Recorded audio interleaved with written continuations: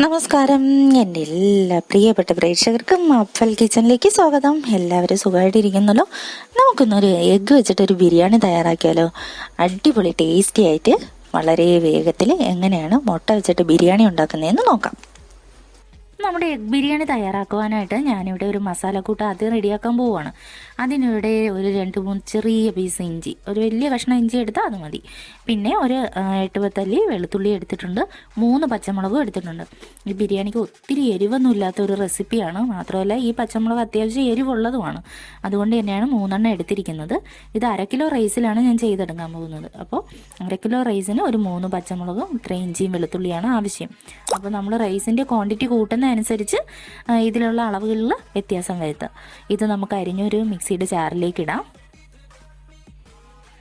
ഇനി ഇതിൻ്റെ ഒപ്പം തന്നെ ഞാൻ കുറച്ച് മല്ലിയിലയാണ് ചേർത്ത് കൊടുക്കാൻ പോകുന്നത്. കുറച്ച് മല്ലിയിലയെ ഇവിടെ എടുത്തിട്ടുള്ളൂ. നമുക്കിനി കുറച്ച് മല്ലിയിലയും കൂടിയൊക്കെ ആവശ്യമുണ്ട്. അതിൻ്റെ അളവ് ഞാൻ പറഞ്ഞു തരാം. ഇത് ഏകദേശം ഒരു കുറച്ച് മല്ലിയില, ഒരു പിടി മല്ലിയിലയും കൂടി ഈ മസാലയുടെ ഒപ്പം മിക്സിയുടെ ജാറിലേക്ക് നമുക്ക് ഇട്ട് കൊടുക്കാം. ഇനി ഇത് നമുക്ക് നന്നായിട്ടൊന്ന് അരച്ചെടുത്തിട്ട് വരാം. അപ്പോൾ മസാലയെല്ലാം അരച്ച് ഞാൻ ഈ ഒരു പാകത്തിനാക്കി വെച്ചിട്ടുണ്ട്. ഈ ഒരു പാകത്തിന് ചതച്ച് റെഡിയാക്കി വെക്കുക. അതവിടെ ഒരു അരിയിലേക്ക് മാറ്റി വെച്ചിട്ട് നമുക്കൊരു പാത്രം അടുപ്പത്തേക്ക് വെക്കാം. ഞാനൊരു ബിരിയാണി ചെമ്പ്, ചെറിയൊരു ബിരിയാണി ചെമ്പ് അടുപ്പത്തേക്ക് വെച്ചിട്ടുണ്ട്. അതിനകത്തേക്ക് ഞാൻ 100 ml നെയ്യാണ് ഉപയോഗിക്കുന്നത്. അപ്പോൾ 100 ml നെയ്യും ഒരു 100 ml നെയ്യ് മേടിച്ചിട്ട് അത് അതിനകത്തേക്ക് ഒഴിച്ചു കൊടുക്കുകയാണ്. 1/2 കിലോ റൈസിനാണ് 100 ml നെയ്യ് എടുത്താൽ നന്നായിരിക്കും. പിന്നെ നിങ്ങൾക്ക് ഓയിലിൽ ചെയ്യണമെങ്കിൽ സൺഫ്ലവർ ഓയിലോ അങ്ങനെ എന്തെങ്കിലും ഉപയോഗിക്കാം. ഞാനിവിടെ നെയ്യിലാണ് ചെയ്തെടുക്കുന്നത്. നെയ്യിൽ ചെയ്തെടുക്കുമ്പോൾ കുറച്ചും കൂടി നല്ല ടേസ്റ്റി ആയിട്ട് കിട്ടും നമുക്ക് ബിരിയാണി.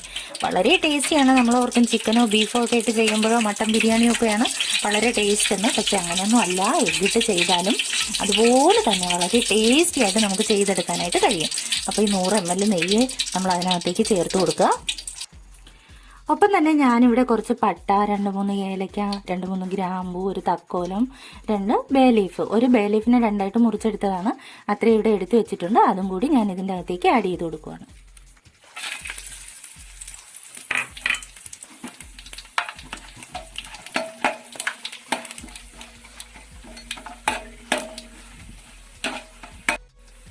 ചെറിയ തീയിലാക്കി വെച്ചിട്ട് നമ്മളിതുപോലെ ഒന്ന് മൂപ്പിച്ചെടുക്കുക. അത് അടുത്തതായിട്ട് ഞാനിവിടെ എടുത്തു വെച്ചിരിക്കുന്നത് 2 സവോളയാണ്. ഇതൊരുവിധം വലിപ്പമുള്ള 2 സവോളയാണ്. ഇതുപോലെ തിന്നായിട്ട് നുറുക്കി വെച്ചിട്ടുണ്ട്. അതുകൂടി നമുക്ക് ഇതിൻ്റെ ഒപ്പം ആഡ് ചെയ്യാം. നിങ്ങൾ എടുക്കുന്നത് മീഡിയം സൈസൊക്കെ ആണെങ്കിൽ ഒരു 3-4 സൗകര്യാർത്ഥം എടുക്കുക. ഇത് ഇച്ചിരി അത്യാവശ്യം വലിപ്പമുള്ള സവോള ആയതുകൊണ്ടാണ് ഞാൻ 2 എടുത്തത്. ഇനി ഇതിനകത്തേക്ക് നമുക്കൊരു 1/2 സ്പൂൺ ഉപ്പും കൂടി ആഡ് ചെയ്ത് കൊടുക്കാം. ഏകദേശം 1/4 സ്പൂണോളം ഉപ്പ് ഞാൻ ഈ സമയത്ത് ചേർക്കുന്നുണ്ട്. ഇനി ഇത് നമുക്ക് നന്നായിട്ടൊന്ന് വഴറ്റി എടുക്കേണ്ടതുണ്ട്. മസാലയെല്ലാം നന്നായിട്ടൊന്ന് വഴന്ന് വരണം. ഈ ബിരിയാണി റെഡിയാക്കുമ്പോൾ നമ്മുടെ മസാലക്കൂട്ടെല്ലാം നന്നായിട്ട് വഴന്ന് കിട്ടേണ്ടതുണ്ട്. അപ്പോൾ നമ്മുടെ സവാള നന്നായിട്ടൊന്ന് വഴന്ന് കിട്ടേണ്ടതുണ്ട്. വളരെ ടേസ്റ്റിയായ ബിരിയാണിയാണ് കേട്ടോ. ഇത് നിങ്ങൾ മസ്റ്റായിട്ട് ട്രൈ ചെയ്ത് നോക്കണം. നമ്മുടെ വീട്ടിലുള്ള അത്യാവശ്യമുള്ള ഇൻഗ്രീഡിയൻസ് ഒക്കെ വെച്ച് തന്നെ നമുക്ക് വേഗത്തിൽ തയ്യാറാക്കി എടുക്കാൻ പറ്റുന്ന ഒന്നാണ്. തീർച്ചയായും നിങ്ങൾ ഇതുപോലെ തന്നെ തയ്യാറാക്കി നോക്കൂ. ഒപ്പം തന്നെ എൻ്റെ ചാനൽ ആദ്യമായിട്ട് കാണുന്നവർ പ്ലീസ് ഒന്ന് സബ്സ്ക്രൈബ് ചെയ്ത് സഹായിക്കുക. കൂടെ തന്നെ നിങ്ങൾ ആ ചെറിയ ബെൽ ബട്ടൺ അമർത്തി ഓൾ എനേബിൾ ചെയ്യാൻ മറന്നു പോകരുത്. എങ്കിൽ മാത്രമേ ഇത്തരം കിഡിലൻ റെസിപ്പീസ് നിങ്ങളുടെ കിച്ചണിലേക്ക് എത്തുകയുള്ളൂ. കൂടെ നിങ്ങൾക്ക് ഈ വീഡിയോ ഇഷ്ടമായാൽ മറ്റുള്ളവരിലേക്ക് എത്തിക്കാൻ നിങ്ങൾ മറന്നു പോകരുത്. കൂട്ടുകാർക്കും ഫാമിലി മെമ്പേഴ്സിനും ഒക്കെ ആയിട്ട് ഷെയർ ചെയ്യുക. നല്ല നല്ല കമൻസിലൂടെ നിങ്ങളെ സപ്പോർട്ട് ചെയ്യാനും മറക്കരുത്. നമ്മുടെ സവാള വേഗം തന്നെ വഴന്ന് കിട്ടും. നെയ്യിലിട്ടേക്കുന്ന കാരണം വേഗത്തിൽ വഴന്ന് കിട്ടും കേട്ടോ. അങ്ങനെ ഒരു ഗുണം കൂടിയുണ്ട്. ഓയിലിനേക്കാളും നെയ്യിലിടുവാണെങ്കിൽ നമ്മൾ വേഗത്തിൽ സവാളയായാലും എന്ത് സാധനമായാലും വഴന്ന് കിട്ടാൻ നെയ്യ് പെട്ടെന്ന് സഹായിക്കും. ഇതിങ്ങനെ വഴന്ന് വരുന്ന ഈ ഒരു ടൈമിൽ നമ്മുടെ മസാലക്കൂട്ട് ഇതിനകത്തേക്ക് നമുക്ക് ചേർത്ത് കൊടുക്കാം. മസാലക്കൂട്ട് ഞാൻ മുഴുവനായിട്ട് ചേർത്ത് കൊടുക്കുകയാണ്. നമ്മുടെ മിക്സിയുടെ ജാറിൽ നേരത്തെ തയ്യാറാക്കി വെച്ച മസാല ഇതിൻ്റെ ഉള്ളിലേക്ക് നമുക്ക് ചേർത്ത് കൊടുക്കാം. ഇനി ഇത് നന്നായിട്ടൊന്ന് വഴറ്റിയെടുക്കാം. ഈ മസാലയുടെ പച്ചമണവും കുത്തലും എല്ലാം മാറി കിട്ടുന്നവരെ നന്നായിട്ട്, ഉള്ളിയെല്ലാം നന്നായിട്ട് മെൽറ്റായി വരുന്നവരെ നമ്മളൊന്ന് വഴറ്റിയെടുക്കണം. ചെറിയ തീയിൽ വെച്ച് ഇച്ചിരി ഒന്ന് മെനക്കെട്ട് ചെയ്യണം കേട്ടോ. എന്നാലേ നമുക്കിത് നല്ല ടേസ്റ്റി ആയിട്ട് കിട്ടുള്ളൂ. ഹൈ ഫ്ലെയിമിലൊക്കെ വെച്ച് കഴിഞ്ഞാൽ മസാല കരിഞ്ഞു പോകും. നമ്മൾ പ്രതീക്ഷിക്കുന്ന ടേസ്റ്റ് ഉണ്ടാവില്ല. അപ്പോൾ ചെറിയ തീയിൽ വെച്ച് മെല്ലെ വഴറ്റിയെടുക്കുക. അപ്പോൾ നമ്മൾ സവാള എല്ലാം വഴട്ടാൻ തുടങ്ങിയിട്ട് ഏകദേശം 5 മിനിറ്റോളം ആയി. ഇത് നന്നായിട്ട് ഒരുവിധം വഴന്ന് വന്നിട്ടുണ്ട്. ഇനി നമുക്ക് ഇതിനകത്തേക്ക് മീഡിയം സൈസ് 3 ടൊമാറ്റോയാണ് ഞാൻ എടുത്തിരിക്കുന്നത്. മീഡിയം സൈസ് അല്ല, വലുതാണെങ്കിൽ 2 ആയാലും മതി കേട്ടോ. അപ്പോൾ മീഡിയം സൈസുള്ള 3 ടൊമാറ്റോ ഇതുപോലെ ചെറുതായിട്ട് സ്ലൈസ് ചെയ്ത് വെക്കുക. അതും കൂടി അതിനകത്തേക്ക് ആഡ് ചെയ്ത് കൊടുക്കാം.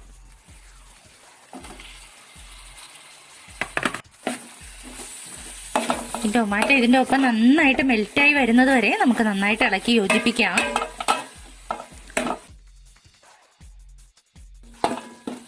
അങ്ങനെ നമ്മുടെ അടിപൊളി ടേസ്റ്റിയായ മസാല എല്ലാം ഇവിടെ റെഡിയായി വന്നിട്ടുണ്ട്. നല്ലോണം മെൽറ്റായി കിട്ടിയിട്ടുണ്ട്. നമുക്ക് കണ്ടോ, നല്ല മെൽറ്റായി അടിപൊളിയായിട്ട് കിട്ടിയിട്ടുണ്ട്. ഇനി ഇതിനകത്തേക്ക് നമുക്ക് കുറച്ച് പൊടികൾ ചേർത്ത് കൊടുക്കാം. ഒരു 1/2 സ്പൂണോളം മഞ്ഞൾപ്പൊടി ചേർക്കാം. ഒരു 1-1.5 സ്പൂണോളം ഗരം മസാലയുടെ പൊടിയും കൂടി ആഡ് ചെയ്ത് കൊടുക്കാം.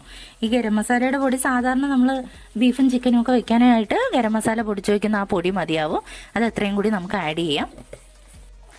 വേറെ പൊടി ഐറ്റംസ് ഒന്നും തന്നെ നമ്മൾ ആഡ് ചെയ്തില്ല. ഇതിനകത്ത് മുളക് പൊടിയോ മല്ലിപ്പൊടിയോ അങ്ങനെ ഒന്നും തന്നെ ഉപയോഗിക്കേണ്ട ആവശ്യമില്ല. ഈ മഞ്ഞൾപ്പൊടിയും ഗരം മസാല പൊടിയും മാത്രമാണ് നമ്മൾ ഇതിനകത്ത് ഉപയോഗിക്കുന്നത്. ഒപ്പം തന്നെ ഈ പട്ടയുടെയും ഗ്രാമ്പൂവിൻ്റെയും അങ്ങനെ ഒരു എരിവും പിന്നെ ഗരം മസാലയുടെ എരിവും ആ പച്ചമുളകിൻ്റെ എരിവും മാത്രമേ നമ്മുടെ ഈ എഗ് ബിരിയാണിക്കകത്ത് ഉള്ളൂ. അപ്പോൾ അത് വളരെ ടേസ്റ്റിയായ ഒരു വിഭവമാണ്. തീർച്ചയായും നിങ്ങൾ തയ്യാറാക്കി നോക്കുക. ഈ പൊടിയുടെ പച്ച ചൊവ്വയെല്ലാം മാറുന്നത് വരെ ഒരു 1/2 മിനിറ്റോളം ഇങ്ങനെ ഒന്ന് ഇളക്കി കൊടുക്കുക. അപ്പോൾ ഇതിൻ്റെ പച്ചമണമെല്ലാം മാറി വരുന്ന ഈ ഒരു ടൈമിൽ ഞാനൊരു ചെറിയ ബൗൾ തൈരാണ് എടുത്തിരിക്കുന്നത്. ഇതും കൂടി ഇതിൻ്റെ ഒപ്പം ഞാൻ ആഡ് ചെയ്ത് കൊടുക്കുകയാണ്. ഇത് ഏകദേശം ഒരു 4-5 സ്പൂൺ തൈരേ ഉണ്ടാവുള്ളൂ. അതും കൂടി നമ്മൾ ഇതിനകത്തേക്ക് ചേർക്കുക. എന്നിട്ടത് നന്നായിട്ട് ഇളക്കി യോജിപ്പിക്കാം.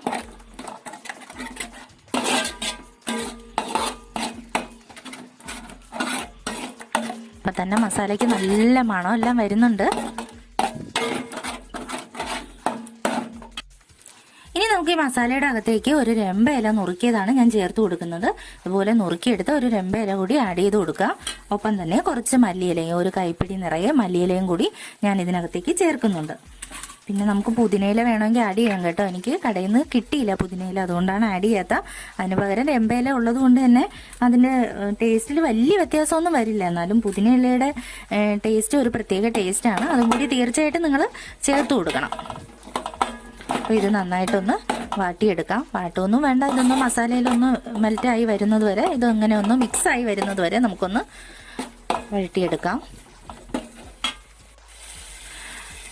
ഇനി ഇതിനകത്തേക്ക് ഞാൻ ഒരു 2 ലിറ്റർ വെള്ളമാണ് ചേർത്ത് കൊടുക്കുന്നത്. 2 ലിറ്റർ വെള്ളം 1 ലിറ്ററിൻ്റെ കപ്പിൽ അങ്ങനെ 2 കപ്പ് വെള്ളമാണ് ഇതിനകത്ത് ആഡ് ചെയ്ത് കൊടുക്കുന്നത്.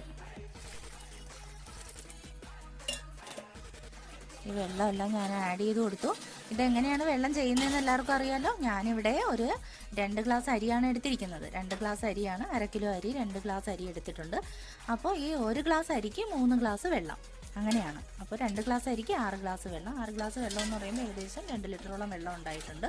ഇച്ചിരി വലിയ ഗ്ലാസ്സാണ്. അപ്പോൾ മെഷർമെൻറ്റ് 2 ലിറ്ററാണ്. അപ്പോൾ ആ 2 ലിറ്റർ വെള്ളം ഇതിനകത്തേക്ക് ചേർത്ത് കൊടുക്കുക. ഈ ഒരു ടൈമിൽ നമുക്ക് ഉപ്പെല്ലാം ആഡ് ചെയ്ത് കൊടുക്കാം കേട്ടോ. ഈ വെള്ളത്തിന് ആവശ്യമായ അരി വേകാൻ ആവശ്യമായ ഉപ്പ് നമുക്കിപ്പോൾ ഈ ഒരു ടൈമിൽ ചേർത്ത് കൊടുക്കാം. എന്താ പറയുക, ഉപ്പില്ലെങ്കിൽ കുറച്ച് ഉപ്പും കൂടെയൊക്കെ ആഡ് ചെയ്ത് നിങ്ങൾ ബാലൻസ് ചെയ്തെടുക്കുക. എന്നിട്ട് ഈ വെള്ളം തിളച്ച് വരുന്നത് വരെ ഒന്ന് വെയിറ്റ് ചെയ്യാം. അപ്പം നമ്മുടെ ബിരിയാണിയുടെ വെള്ളം തിളച്ചിങ്ങനെ വന്നിട്ടുണ്ട്, തിളയ്ക്കാൻ തുടങ്ങിയിട്ടുണ്ട്. ഈ ഒരു ടൈമിൽ നമുക്ക് അരി ആഡ് ചെയ്ത് കൊടുക്കേണ്ടതുണ്ട്. ഞാനിവിടെ 1/2 കിലോ റൈസാണ് എടുത്തിരിക്കുന്നത്. 1/2 കിലോ കൈമ റോസിൻ്റെ അരിയാണ് എടുത്തിരിക്കുന്നത്. കൈമ റോസ് ഇത് ഞാനൊരു 20 മിനിറ്റോളം വെള്ളത്തിലിട്ട് കുതിർത്ത് നന്നായിട്ട് കഴുകി വെള്ളമെല്ലാം വാർത്ത് വെച്ചേക്കാണ്. ഇതിനകത്ത് വെള്ളത്തിൻ്റെ അംശം ഒന്നും തന്നെ ഇല്ല. അപ്പോൾ ഇത് നമുക്ക് ഇതിനകത്തേക്ക് ആഡ് ചെയ്ത് കൊടുക്കാം.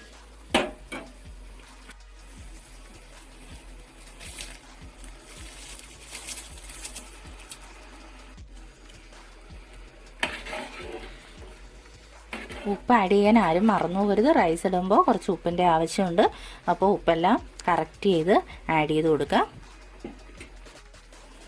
1/2 കിലോ അരിക്ക് ഞാനിവിടെ എടുത്തിരിക്കുന്നത് ഒരു 10 മുട്ടയാണ്. 10 മുട്ട പുഴുങ്ങി ഇതുപോലെ പൊളിച്ച് വെച്ചിട്ടുണ്ട്. ഇത് ഏകദേശം ഒരു 5 പേർക്ക് നന്നായിട്ട് തന്നെ കഴിക്കാൻ വരും കേട്ടോ. കൈമ റോസിൻ്റെ അരിയാകുമ്പോൾ ഇച്ചിരി പൊലിപ്പം കൂടുതലുമാണ് വെന്ത് കിട്ടുമ്പോൾ. അപ്പോൾ അതുകൊണ്ട് തന്നെ 5 പേർക്ക് നന്നായിട്ട് കഴിക്കാനായിട്ട് വരും. അപ്പോൾ ഓരോരുത്തർക്ക് ഈ 2 മുട്ട വെച്ചിട്ട് നമുക്ക് സെർവ് ചെയ്യാനായിട്ട് കഴിയും. അപ്പോൾ ഇത് 10 മുട്ടയാണ് എടുത്തിരിക്കുന്നത്. നമ്മളിനി ഒരു കിലോ അരിയാക്കുവാണെങ്കിൽ ആവശ്യാനുസരണം, ഇനി നിങ്ങൾക്ക് 10 മുട്ട പോരാ കുറച്ചും കൂടി ആഡ് ചെയ്യണമെങ്കിൽ ആഡ് ചെയ്യാം. അത് ഓരോരുത്തരുടെ ഇഷ്ടമാണ്. അപ്പോൾ അതും കൂടി നമുക്ക് ഈ ഒരു തിളച്ച് വരുന്ന ടൈമിൽ മുട്ടയും കൂടി ഇതിനകത്തേക്ക് ഇട്ട് കൊടുക്കാം. ഓരോ മുട്ടയായിട്ട് നമുക്കിതിനകത്തേക്ക് ചേർത്ത് കൊടുക്കാം. ഇനി ഇത് നമുക്ക് നന്നായിട്ടൊന്ന് മൂടി വയ്ക്കാം. ഏകദേശം ഒരു 10-20 മിനിറ്റ് ആകുമ്പോഴേക്കും അരിയെല്ലാം നന്നായിട്ട് വെന്ത് നമുക്ക് പാകത്തിന് കിട്ടിയിട്ടുണ്ടാകും. ഈ വെള്ളമെല്ലാം കറക്റ്റ് ആയിരിക്കും. കറക്റ്റ് പാകത്തിന് നമ്മുടെ ദമ്മായിട്ട് തന്നെ കിട്ടിയിട്ടുണ്ടാകും. അപ്പം നമുക്കിതൊരു 10-15 മിനിറ്റ് ഇങ്ങനെ നന്നായിട്ട് മൂടി വയ്ക്കാം. അപ്പം നമ്മളിവിടെ ബിരിയാണി മൂടി വെച്ചിട്ട് ഏകദേശം ഒരു 15 മിനിറ്റോളമായി കേട്ടോ. ഇത് നമുക്കൊന്ന് തുറന്നു നോക്കാം. കണ്ടോ, ഏകദേശം പാകത്തിനായിട്ടുണ്ട്. ഇച്ചിരി കൂടി വെള്ളമെല്ലാം വറ്റാനുണ്ട്. അപ്പോൾ ഇനി ഞാൻ പറഞ്ഞ 20 മിനിറ്റ് കറക്റ്റാണ്. എന്ന് വെച്ചാൽ ഇനി ഒരു 5 മിനിറ്റും കൂടി ആകുമ്പോൾ തന്നെ ഇത് റെഡിയായി കിട്ടും. അപ്പോൾ അതിന് മുന്നേ നമുക്ക് ഇതിൻ്റെ മുകളിലേക്ക് കുറച്ച് സാധനങ്ങളും കൂടി ആഡ് ചെയ്യാം. നമുക്കിനി ഇതിൻ്റെ മുകളിലേക്ക് കുറച്ച് മല്ലിയില തൂവി കൊടുക്കാം. ഒപ്പം തന്നെ നമുക്ക് ഇച്ചിരി രമ്പയുടെ ഇലയും കൂടെ അതിൻ്റെ മുകളിലേക്ക് തൂവി കൊടുക്കാം. ഇനി ഇത് 5 മിനിറ്റ് നന്നായിട്ട് മൂടി വയ്ക്കാം. ലൈറ്റായിട്ട്, അതായത് ചെറിയ തീയിൽ മാത്രമേ ചെയ്യാവൂ. സിമ്മാക്കി വെച്ചതിന് ശേഷം 5 മിനിറ്റ് വയ്ക്കാം. അപ്പം നമ്മൾ മൂടി വെച്ചിട്ട് ഏകദേശം ഒരു 5 മിനിറ്റ് ആയി കഴിഞ്ഞു. നമുക്കിതൊന്ന് തുറന്നു നോക്കാം.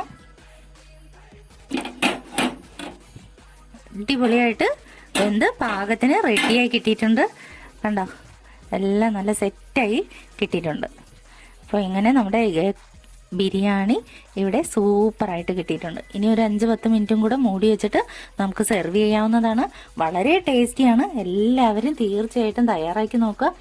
അങ്ങനെ കൊതിയൂറുന്ന അടിപൊളി ടേസ്റ്റിയായ യമ്മിയായ എഗ് ബിരിയാണി ഇവിടെ റെഡിയാണ്. നിങ്ങൾ തീർച്ചയായിട്ടും തയ്യാറാക്കി നോക്കുക. നല്ല നല്ല കമൻസ് അറിയിക്കുക. ഇഷ്ടമായെങ്കിൽ ഷെയർ ചെയ്യാനും ഞങ്ങളുടെ ചാനൽ സബ്സ്ക്രൈബ് ചെയ്യാനും മറന്നു പോകരുത്. Thanks for watching.